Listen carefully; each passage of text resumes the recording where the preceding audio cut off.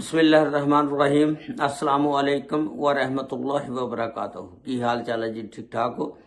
उम्मीद है अल्लाह ताला दे हुक्म दे नाल इंशाअल्लाह तुसीं सारे ठीक ठाक होवोगे। अल्लाह ताला सब ते रहमत फरमाए। अल्लाह ताला सब नूं अपने हिफ्ज़ो ईमान दे विच रखे। अज दे व्लॉग दे विच मैं तुहानूं ऐसे एक पाकिस्तानी दी कहानी सुणावांगा कि वो बंदा जिहड़ी सारी जिंदगी अपने भैन भरावां वास्ते कुर्बान कर दिंदा और बाहर जर्मनी चले जांदा, डैंकी लगा के जांदा ते अपनी जान दे उत्ते खेल के ते घर च गरीबी हुंदी आ। ज़ाहिर हर बंदे दी कोशिश हुंदी आ कि मैं बाहर निकल जाके कोई मेरे घर दे हालात जिहड़े ने वो बदल जाण। ते ओह डैंकी लगा के जर्मनी चला गया ते उत्थे जाके तुहानूं पता जिहड़ा बंदा बाहर जांदा डैंकी लगा के वो काफ़ी टाइम लगदा उन्होंने पहुंचण नूं ते रस्ते दे विच ऐसे दुश्वार गजार औखे रस्ते ने ना कि छड्ड गल्लां दवो ते काफ़ी टाइम लगदा पहुंचने नूं ते उहदे विच भुख भी कटनी पैंदी आ, प्यास भी कटनी पैंदी आ। बड़ी मेहनत दा काम आ बाहर पहुंचना ते पहुंचदा भी किस्मत वाला बंदा ते ज़्यादातर काफ़ी बंदे देखे ने जिहड़े रस्ते दे विच ही मार मुक जांदे ने। इसे तरह ये बंदा सी जिहदी तुसीं तस्वीर वेख रहे हो, ये जर्मनी गया। जर्मनी जाके उत्थे रातां नूं सड़कां ते सुत्ता, भुखां कट्टियां, बड़ी यानी औखे दिन गुजारे, पेपर वास्ते अपलाई करदा। फिर 11 साल उस बंदे नूं लग जांदे ने पेपर अपलाई करदियां कमांदियां। वो बंदा कहंदा चलो यार कोई पैसे कमा लो, कमा के घरदियां नूं भेजो, कोई घर दे हालात सिद्धे हो जाण। ते उस बंदे ने 11 साल लाए ते पिछों उस बंदे दे वालदैन फौत हो गए। उस बंदे ने आके उन्हां दा जनाजा नहीं पढ़िया, उन्हां नूं दफनाया नहीं हैगा ते बस उहनूं फोन जांदा, उत्थे ही अफसोस कर लैंदा, रोंदा पिटदा, जिस तरह भी टाइम उन्हें गुजारिया ते यही सोच के कि चलो यार जे मैं हुण जावांगा, मेरे पेपर नहीं अजे बने ते मैं फिर दोबारा किस तरह आवांगा। ओह 11 साल लग जाते उन्होंने पेपर बनादियां ते कमाई करदियां नूं पिछलियां नूं रजांदा ते भी चलो यार जेडे मेरे भरा ने वो सैटल हो जाण, को कारोबार कर लैण।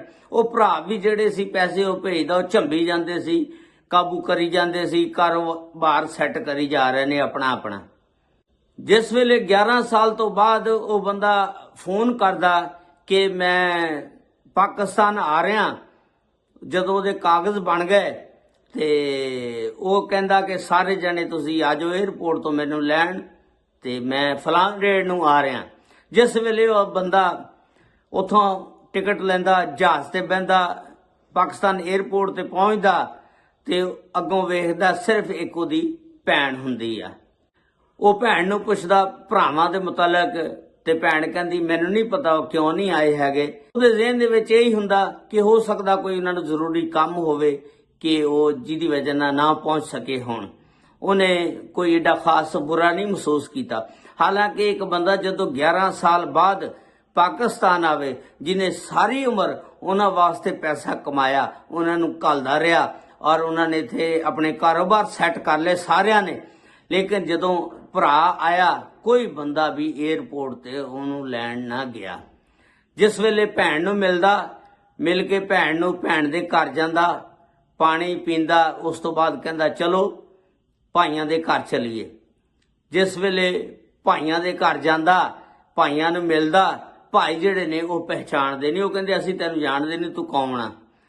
दसो 11 साल वो बाहर रह के आया, उदों वो भरा जरा छोटे सी, 11 साल बाद जदों आया वो कहंदे जी असीं तैनूं पहचानदे नहीं, तूं कौन आ?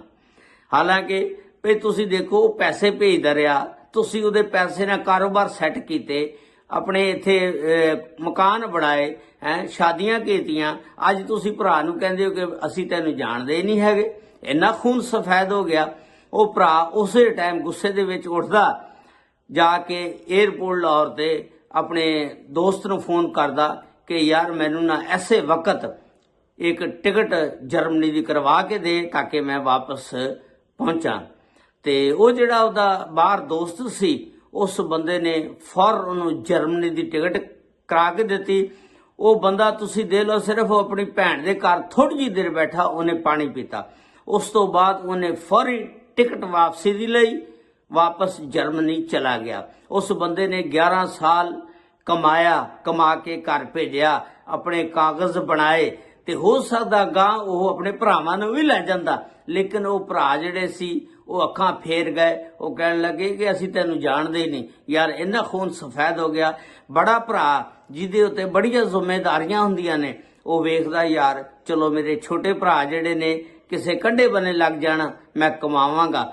ਬੜਾ ਭਰਾ ਜਿਹੜਾ ਹੁੰਦਾ ਉਹ ਹਮੇਸ਼ਾ ਫਾੜੀ ਰਹਿ ਜਾਂਦਾ, ਕਿਉਂਕਿ ਉਹ ਛੋਟੇ ਜਿਹੜੇ ਨੇ ਭਰਾ ਪਿੱਛੋਂ ਕਬਜ਼ਾ ਕਰ ਜਾਂਦੇ ਨੇ ਤੇ ਬੜਾ ਭਰਾ ਫਾੜੀ ਰਹਿ ਜਾਂਦਾ। ਇਸ ਤਰ੍ਹਾਂ ਉਹ ਬੰਦਾ ਸੀ। ਇਹ ਜੀ ਦੀ ਤਸਵੀਰ ਲੱਗੀ ਹੋਈ ਆ, ਵੇਖ ਲਓ। ਇਹ ਵਿਚਾਰਾ ਉਸੇ ਤਰ੍ਹਾਂ ਜਰਮਨੀ ਵਾਪਸ ਚਲਾ ਜਾਂਦਾ ਆਪਣੇ ਭਰਾਵਾਂ ਦੇ ਰਵੱਈਏ ਦੀ ਵਜ੍ਹਾ ਤੋਂ ਕਿ ਯਾਰ ਇੰਨਾ ਖੂਨ ਸਫੈਦ ਹੋ ਗਿਆ। ਸਕੇ ਭਰਾ ਜਿਹੜੇ ਨਾਲ ਦੇ ਜੰਮੇ ਹੋਏ ਉਹ ਉਹਨੂੰ ਪਹਿਚਾਣ ਹੀ ਨਹੀਂ ਰਹੇ। ਦੇਖੋ, ਅਗਰ ਕੋਈ ਬੰਦਾ ਵੀ ਬਾਹਰ ਜਾਂਦਾ, ਬੇਸ਼ੱਕ ਉਹ ਬੜਾ ਜਾਂ ਛੋਟਾ, ਲੇਕਿਨ ਉਹਨੂੰ ਚਾਹੀਦਾ ਸਾਰਾ ਕੁਝ ਪੈਸਾ ਜੋ ਵੀ ਧੇਲਾ ਕਮਾਈ ਕੀਤੀ ਆ, ਉਹਨੇ ਦਿਨ ਰਾਤ ਧੋਪਾਂ ਸੇਕੀਆਂ, ਸਾਰਾ ਪੈਸਾ ਹੀ ਘਰਦਿਆਂ ਨਾ ਭੇਜੀ ਜਾਵੋ, ਆਪਣਾ ਵੀ ਕੁਝ ਬਣਾਵੋ, ਤਾਂ ਕਿ ਬੰਦਾ ਯਾਰ ਆਪਣਾ ਵੀ ਕੁਝ ਬਣਾ ਸਕੇ। ਤੇ ਹੁਣ ਦੇਖੋ ਨਾ, ਸਾਰੀ ਉਮਰ ਪੈਸਾ ਘਰਦਿਆਂ ਨੂੰ ਭੇਜਦਾ ਰਿਹਾ ਤੇ ਭਰਾਵਾਂ ਨੇ ਵੀ ਪਹਿਚਾਣਨੇ ਤੋਂ ਇਨਕਾਰ ਕਰ ਦਿੱਤਾ, ਤੇ ਫਿਰ ਉਹ ਵਿਚਾਰਾ ਦਿਲ ਬਰਦਾਸ਼ਤਾ ਹੋ ਕੇ ਵਾਪਸ ਜਰਮਨੀ ਚਲਾ ਗਿਆ। अल्लाह ताला सब ते रहमत फरमाए। अल्लाह ताला सब नूं अपने हिफ्ज़ो ईमान च रखे। अस्सलामु अलैकुम व रहमतुल्लाहि व बरकातुहू।